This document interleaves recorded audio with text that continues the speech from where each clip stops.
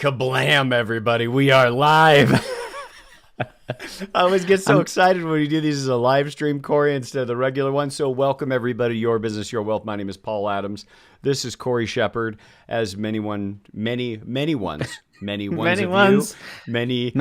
dear. All of the many ones of you listening know Cory as my better podcasting half. He's the one that keeps the show on the rails. I got to say, I did pretty good in our live stream 2 weeks ago with Robert Slattery. Mm-hmm. We did not. Although I did have to thank explicit episode. I did have to thank Robert after the fact for caring for you while I was gone. He did say if we need him again, his rates are going to go up the next time. Yeah, I understand. Yeah, we get that a lot.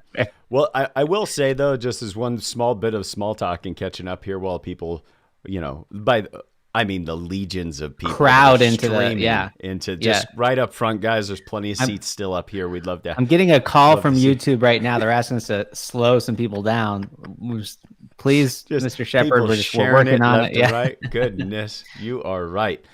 So, all that to say, I had to record something for church the other day. My pastor and I were recording, and it was for one of the daily readings of the Bible for like end of April. And so they're getting those in the can. And I walk in to sit down and record, and Jordan's there because Jordan also works at the church. And he says, this might be our first explicit episode of the Bible reading annual because Paul's here. And I'm like, I barely ever curse publicly where it's recorded. Right. You barely resemble that remark. Yeah, that's right.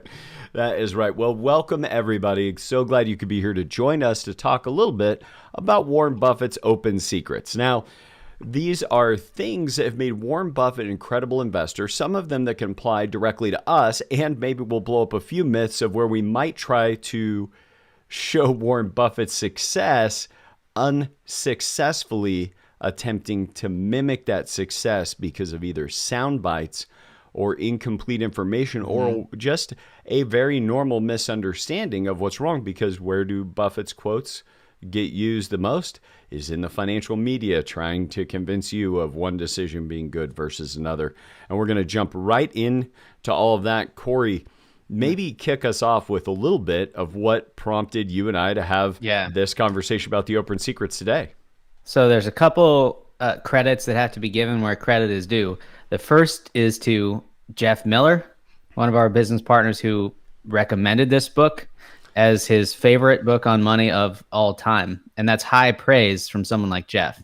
Especially because it was released just last year. Yes, just in 2020. And if for those of you that haven't listened to him on our podcast, perhaps Jordan can get us the number before we're done. But he joined us as the Millionaire Next Door with Jeff Miller, and Jordan will grab that for us. I'm going to start using Jordan like Joe Rogan uses Jamie. Like maybe we could have him Google stuff. Can we get him? We don't put a camera on him. That's what I learned from Joe Rogan. Much like we're going to talk about Warren Buffett's investing experience. All I've learned about podcasting, I've learned by watching Joe Rogan. So can we also 133? You said 138 is that Jeff Miller episode. Jordan coming through. Can we also use Jordan like Paul Schaefer? We just need to get him some sunglasses. He can play us a tune every once in a while. I don't know if he's musically inclined, but I hear the harmonica is easy to get the hang of, so he could just play us in and out of the live stream with the harmonica. No big deal. I think that'd be good. So this book is called The Psychology of Money by Morgan Housel. And what I need to tell everyone listening is it is the most intimidating title for the least intimidating content of any money book you'll ever read. And it is about the psychology of money, but it really is, it's about 20 short stories about how money interacts with our lives, told from a very human, very nuanced, like relational feelings kind of perspective. And there's some numbers in there for all you numbers folks, but it's such an accessible book. It's a pretty fast read. And we're just making a list like crazy of people we're going to send it to this year because it's that good. So, and that's if any of you have a direct connection with Morgan Housel and want to make a connection by social media, you can find us on LinkedIn, find us on Facebook, get us connected with him, send an email introducing us. We'll take great care of that relationship. We'd love to have him on the show. Mm-hmm. So Warren Buffett comes up in the book, and it got us talking and thinking. And if you ask about anybody who hasn't grown up under a rock for the last 20 years, they at least know this sense of Buffett as an amazing investor, one of the richest people on the planet, and he did it because he was good at investing. Over Now, 2,000 books yeah. written on his success. Oh my gosh. Over So 2,000. first and foremost, props to Buffett. Nothing that we're saying here today is meant to take away at all from what he's accomplished.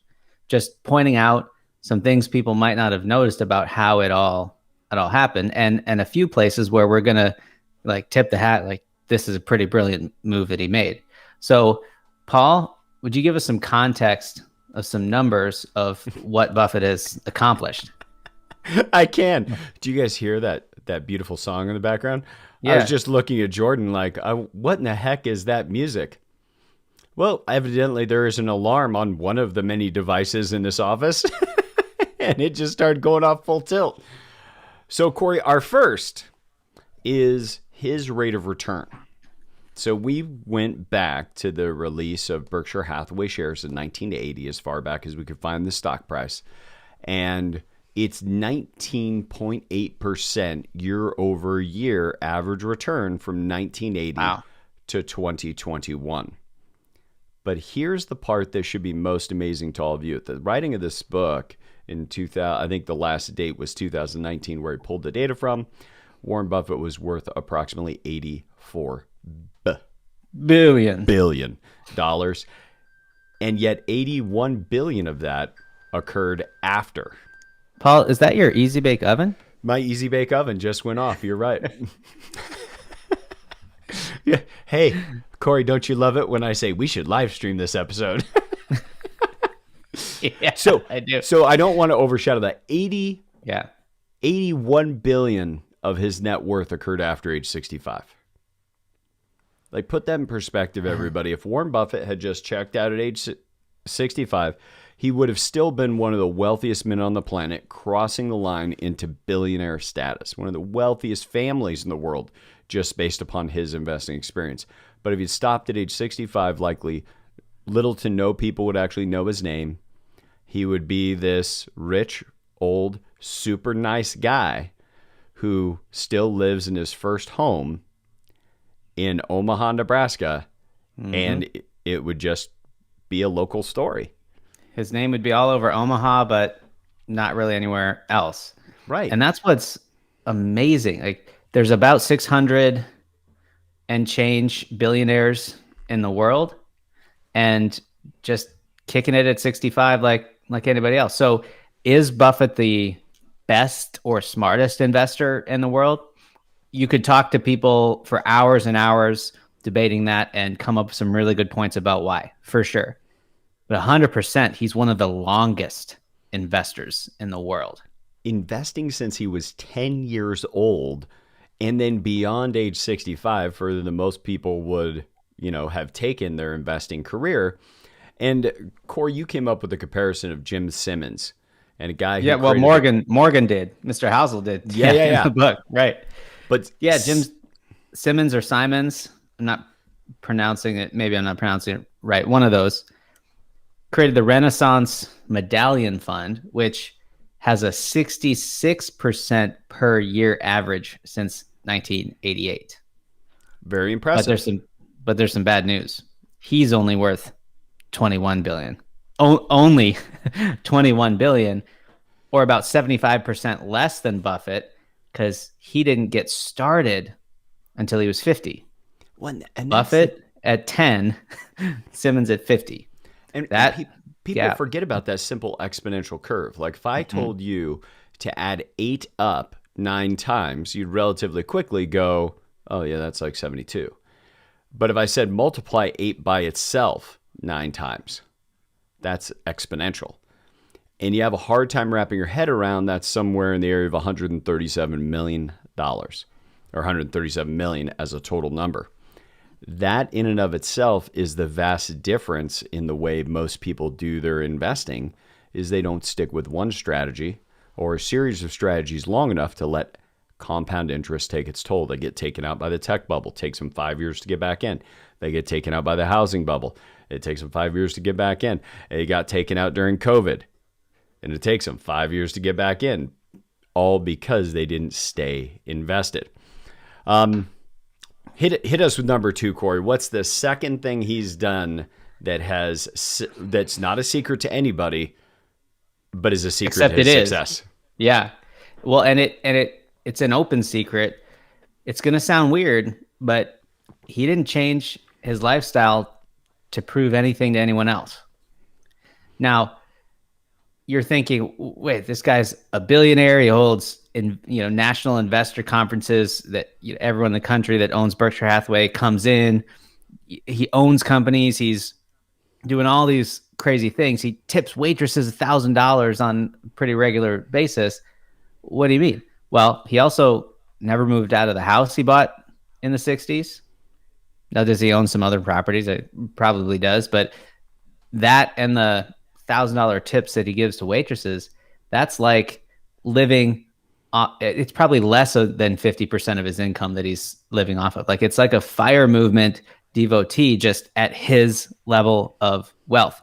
It's like pennies on the dollar compared to most of the listeners right now buying a Tesla if they wanted to. Like, that would be a much, much bigger expense for us than for him giving even those paying an extra tips. $1,000 to breakfast. Yeah. And that's the thing that I think most people forget about, is that one of the things you have the greatest amount of control over, we talk about it a lot on the show, is that your ability to choose where you deploy your cash flow and how much is left over for you to build your balance sheet. You have some of the most control over that over anything else in the world. And if you think the pressure to consume on you, given your occupation, etc., is harsh, imagine how hard it would be for Warren Buffett. Now, I do have to give one bit of service to something else in the book that I saw. Was in the book, it talks about the fact that you have people oftentimes spending money to increase lifestyle because what they feel they're going to have is admiration from other people. Oh, yeah. But all you have to do is put yourself in the shoes of somebody that has the cool car or the awesome house or something else. That feeling that you have internally is a wanting of what they have, It's admiring the car, not the person. That's it. Totally. And yet we all somehow think when we're on the other side of the equation, they're going to admire us as the person because of the awesome car. Now, I think you potentially could take it too far. Like if you're, a successful CPA, you should probably drive a car that's functional and works, etc. Like, probably hurts your image to show up in a rust bucket where you put your foot through the floorboard to stop it because the brakes don't work. Right. That's probably a bridge too far. Where the rest stop is built into your car. That's it. Yes. Yes. And now you have that. You think that you're not worth admiration in the rust bucket, which may be appropriate, but all you probably have to do is drive a car that doesn't besmirch your image. Your car itself is not going to enhance your image and certainly doesn't lead to the long-term freedom for which most people got into their career or into their industry in pursuit of.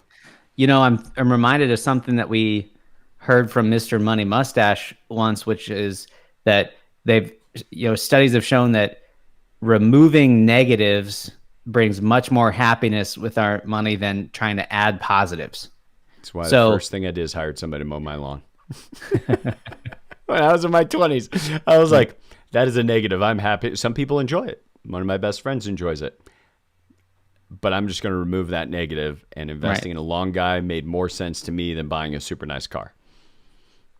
Or if you've got a middle of the road car, that's great. Plugging up the hole in the bottom of your car where things fall out gives you more appreciation and happiness than getting a nicer paint job.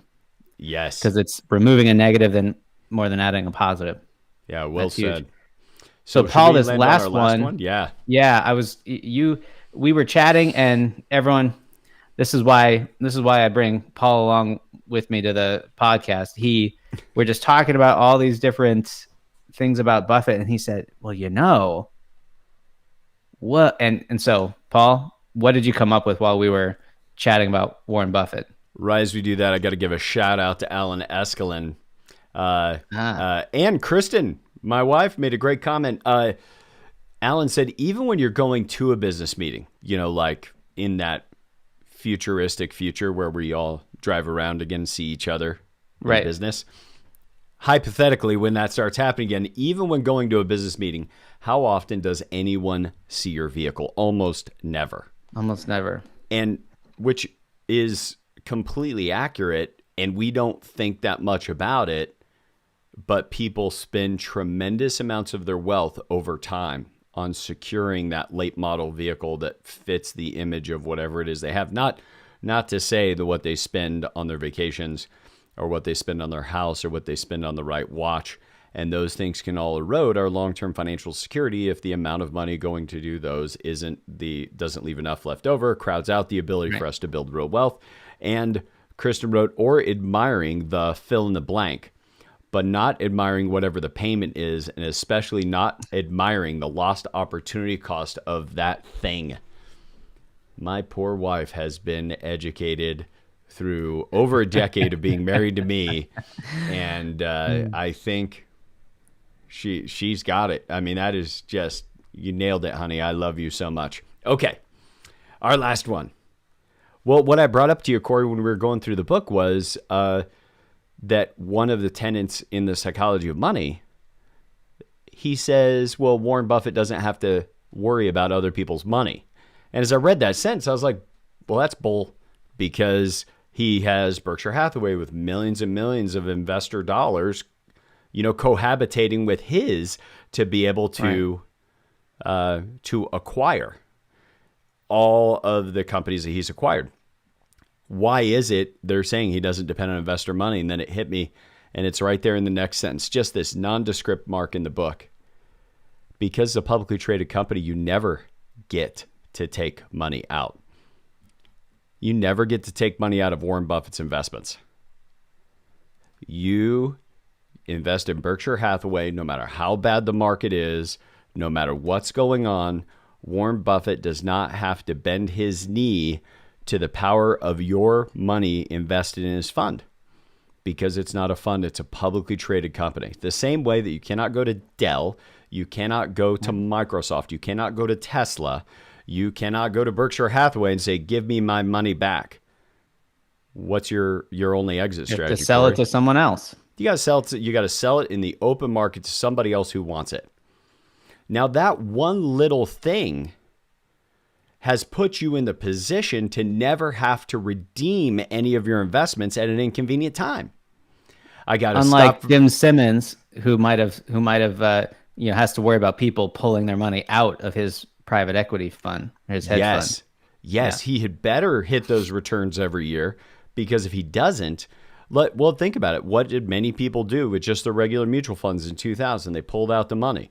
What did people do in 2008? They pulled out their money. The same thing happened with hedge funds and private equity funds.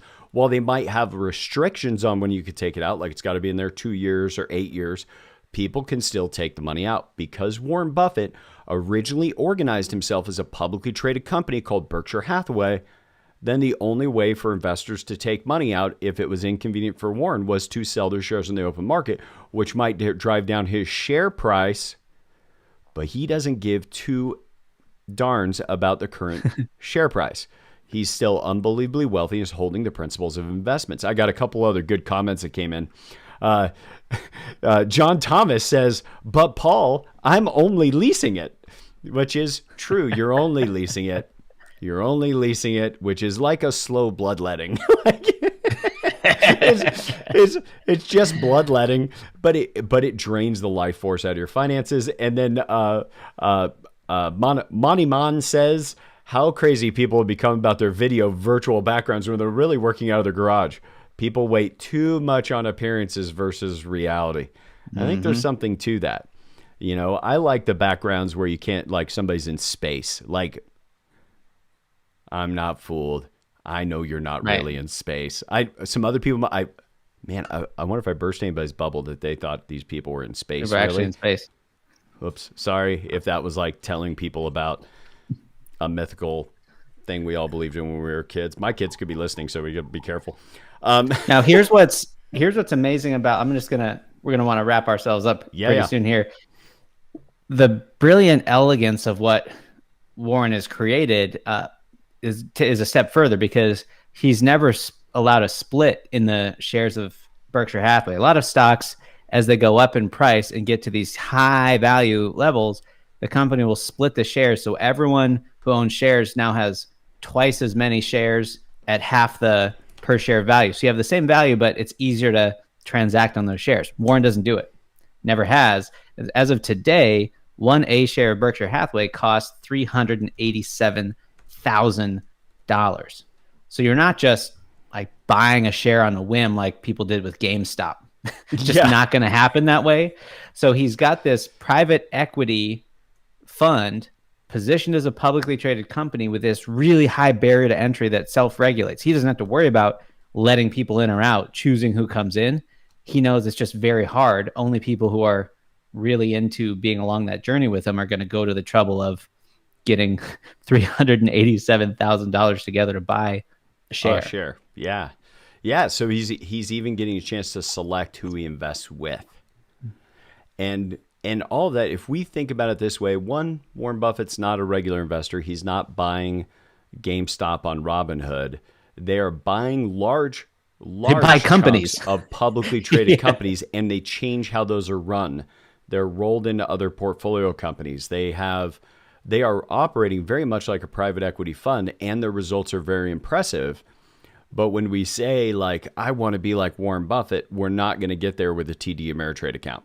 He is in a whole different game. For those of you that want to admire and look at that game, I think there's something to it, clearly. But what you want to do is study what Warren Buffett's actually done in how he built this company, rather than the sound bites that people talk about what he's done.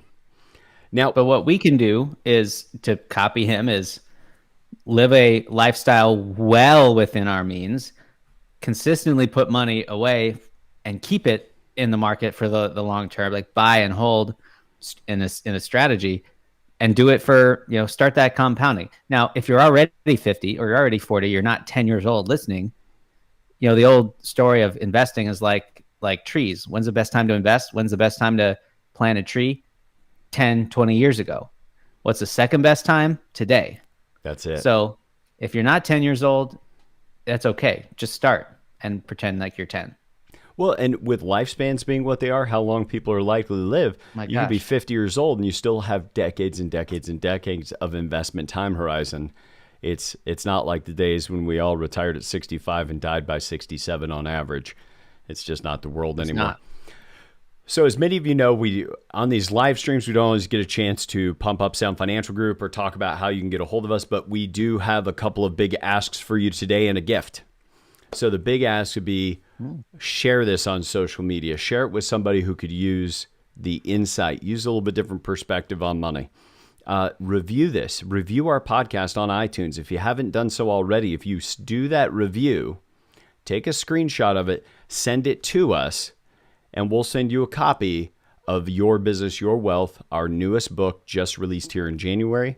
We're a little backlogged in getting them out, but you get that sent to us, and we'll do our best to get you in the queue to be able to get a copy of that book.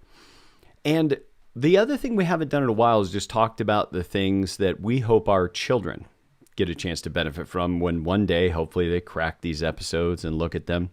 And, that really this is a bit of a story of their fathers and their careers and good advice that we hope resonates with them. Because we have no guarantee that we get to be there to mentor our kids when they're in their 20s and 30s. So with that, today is that idea of what Warren Buffett started with that we can all use. And that is this idea that saving money is going to be a direct result of the gap between your ego and your income. I'm going to say that again. Saving money is the gap between your ego and your income. Because we now live in a world where the wealth people have is unseen. People get to see your consumption nowadays. It was only 100 years ago, just 100 years ago, that if you had a bunch of assets, people all saw the assets. They knew you owned the apartment building. They knew you owned the saloon. They knew you had 10,000 head of cattle. They saw your wealth, and that way frugality could be a virtue. But now we've got this biological need to shake our peacock feathers to look bigger than we are. And that's all the way from attracting mates to business partners, all of it. We're just wired for that. And it needs conscious resistance to be able to put our ego in check so that our income is somewhere north of our ego so that we can be in the position to set aside significant sums of money to assure that we're be able to build the future that we want, to one day have the work optional lifestyle, to one day have the autonomy and freedom that we want to have for our family, which is likely why you're listening today. So with that, from Cory and I, from everybody here at Sound Financial Group, we hope that this episode, like every episode, has been a contribution to you being able to design and build a good life.